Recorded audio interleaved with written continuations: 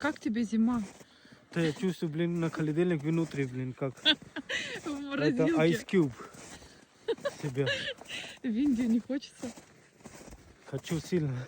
К морю. Да я боюсь, сейчас кто-то идет, меня берет, как поставить лед, наливает водка.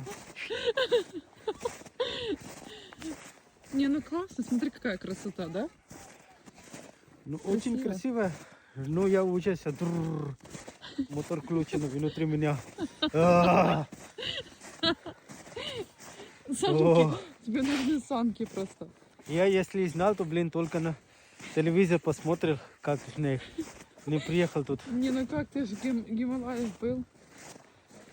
Гималай? Там еще холоднее, я думаю, нет? Ну да. Нет, ну минус 13, это, конечно, сейчас очень холодно. Но красиво.